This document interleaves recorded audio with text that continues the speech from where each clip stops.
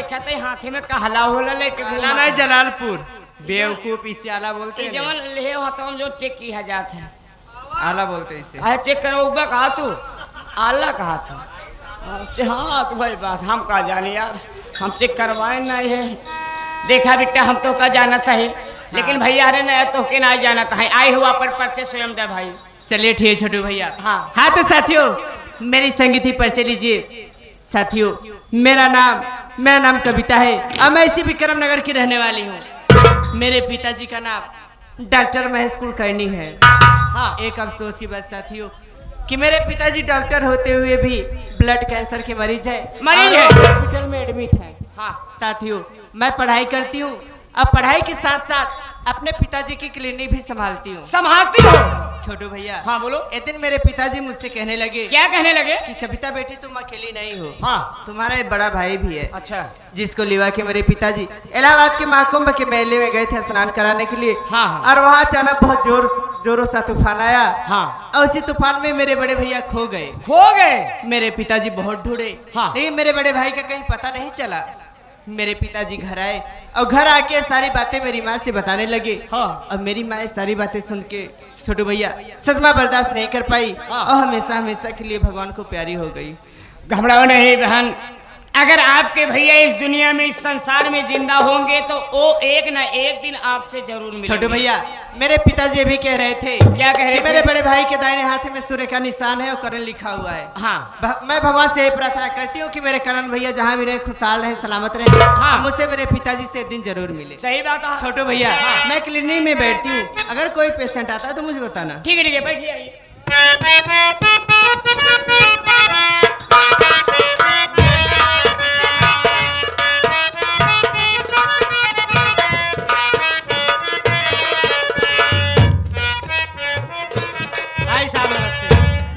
नमस्ते। आप कौन है? मैं कमोडर हूँ। कमोडर? पहली बार सुना था भाई साहब कमोडर। ये जो ज्यादा पढ़े लिखे रहते हैं कमोडर होते हैं। अच्छा आप ज्यादा पढ़े लिखे? हाँ 44 तक पढ़ा हूँ। बाप रे और बाप। जो कम पढ़े लिखे रहते हैं वो कंपाउंडर होते हैं। कंपाउंडर आपको कहे कमोडर कहे आप? नहीं कमोडर है भाई। कमोडर साहब। हाँ, मैं ज्यादा पढ़ा हूँ। हम डॉक्टर साहब से मिलना चाहते हैं। देखिए डॉक्टर साहब नहीं है डॉक्टर साहब की लाडली है। चलिए हम मिलवा देता है। चलिए मिलवाइए। आइए।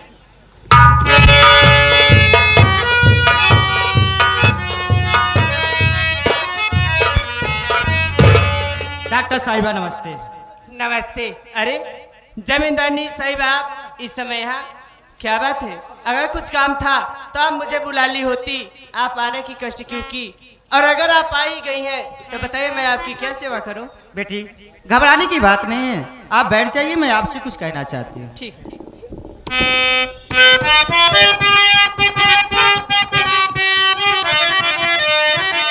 कोई तले में बीमारी न डॉक्टर मेरे देखिए बच्चे क्यों मेरे होते नहीं क्या कमी है बताओ मुझे देख कर क्या कमी मुझे देख कर क्या मैं पूरी तरह से हूँ और नहीं क्या कमी है बताओ।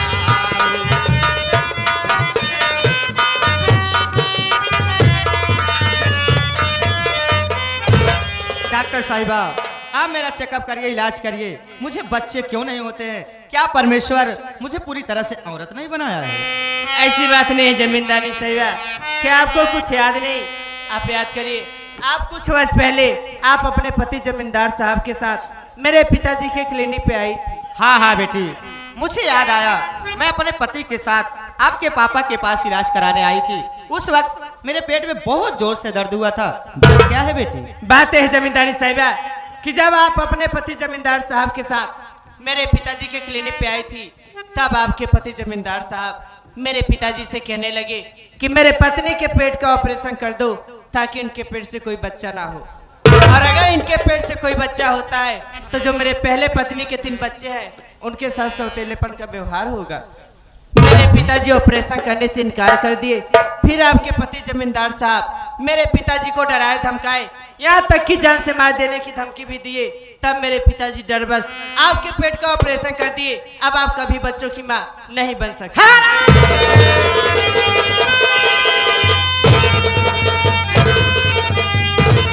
अरे हरामजादो! अरे सुनी थी डॉक्टर भगवान होते हैं, लेकिन तुम लोग तो शैतान निकल गए। मेरी कोख बसने से पहले उजाड़ दिए। ठीक है हरामजादी, तुझसे और तेरे बाप से मैं बाद में निपटूंगी। सबसे पहले इन तीनों साहब के सबूतों से निपटूंगी, जिनके कारण जमींदार साहब मेरे पेट का प्रेशर। जमींदार विक्रम सिंह, जमींदार विक्रम सिंह, मैं आ रही हूँ। अरे जैसे तू मेरी जिंदगी बर्बाद किया है, तेरे हवेली में आग न लगाई।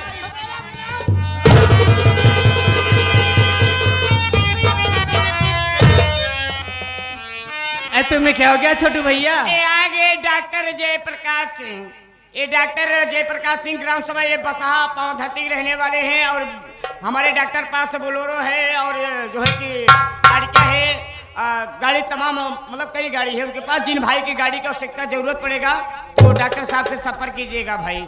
ये क्या रुपया का पुरस्कार आया हुआ है। नमस्ते प्रणाम करता हूँ। आपको क्या हो गया छोटू भैया? अरे कपड़े क्यों उतारे हो बताओगे? काहे ना उतारी कपड़ा बताओ लहो। आज डॉक्टर साहब जमींदार साहिबा के ऑपरेशन कर दे, अब इनके लड़का ना हो नहीं। अब डॉक्टर साहब के बिटिया तू हो, कहन बांस के कोठी में बांस सही हो थी। कहना क्या चाहते हो? हम तोहरे साथे रहता ही, अब कौनो दिन तू हमारे ऑपरेशन कर देबू तो हमारे लड़का ना हो। क्या? छोटू भैया मेरी बात सुनिए। ये बताइए तुम मर्द हो या औरत? तुम मर्द हो या औरत? हमें यही मालूम। क्या बदतमीज हरामजादे नीच! जो बच्चे होते हैं औरतों के पेट से होते रे, और तुझे डरने की जरूरत नहीं है। हमारे ना होए। क्यों पैदा करना चाहता है? पोछत है। हम धो डाउ पूरा। तुझे डरने की जरूरत नहीं है। अब मैं जा रही हूँ कॉलेज, ठीक है? और नाश्ता कर लेना और घर का देखभाल करना। क्या बनाए हो पहले हमका बतावा तो। क्या बनाए हो? तो चखना में पास्ता बनाए। पास्ता? हाँ। पास्ता खाता हूँ। बस वो एक खम्मा लाई पहुंच जाए। पास्ता।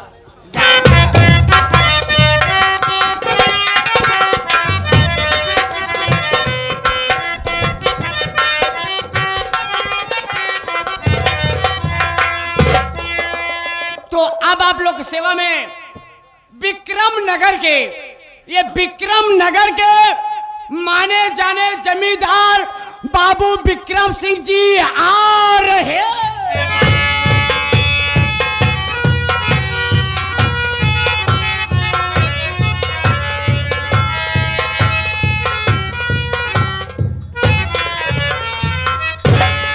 आई हुई जनता जनार्दन को मेरा अभिवादन।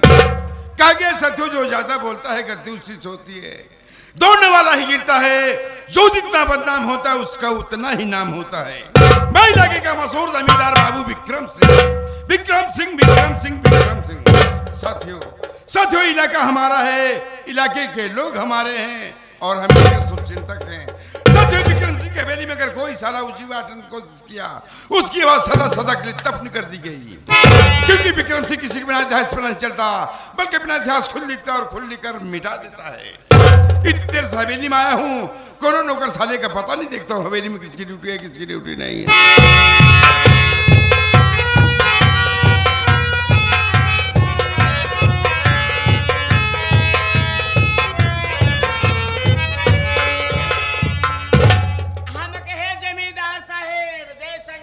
जय शंकर। छोटो बेटा, टाइम का भाव है। आई है भाइयों से हमारे नाम का परिचय बता दे कि हमारा नाम क्या है और हमारा काम क्या है। बता दे बेटा।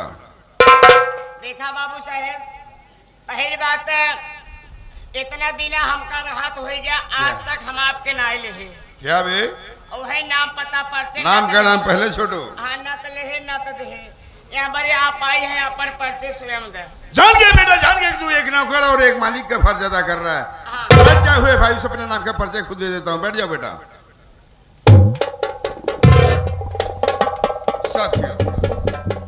साथियों मेरी परिचय लीजिए दोस्तों। साथियों मैं कहीं गैर का नहीं, इसी विक्रम नगर का रहने वाला हूँ दोस्तों। साथियों हम अपने परिवार में कुल मिलाकर मात्र 5 प्राणी हैं। हम हैं, हमारी पत्नी है जिनका नाम चंचला है, और दोस्तों मेरे पास 3 बच्चे हैं। मेरे बड़े लड़के का नाम करण, छोटे लड़के का नाम अर्जुन और एक बेटी है जिसका नाम गीता है। बड़ा ही खुशहाल परिवार है। मालिक से ही कामना करता हूँ भगवान जैसे मेरा परिवार है वैसे सबका परिवार हो। क्यों नहीं? लेकिन छोटू बेटा, हाँ। मुझसे जिंदगी में 2 पाप हो गया है रे। कैसे पाप हो गए हैं? छोटू, मेरा पहला पाप है ये जो मेरी पत्नी चंचला है ना, हाँ, हाँ। मैंने इसके चोरी चोरी इसके पेट का ऑपरेशन करा दिया, हाँ। ताकि बच्चे की मां ना बन सके। अच्छा, छोटू, और मेरा दूसरा पाप ये है कि एक मेरा भाई था इसका नाम अजय सिंह था, एक मेरे भाई था इसका नाम अजय सिंह था, और मेरे ही पड़ोस में एक राजेंद्र प्रताप सिंह रहते थे। उनकी एक बहन थी जिसका नाम उर्मिला था।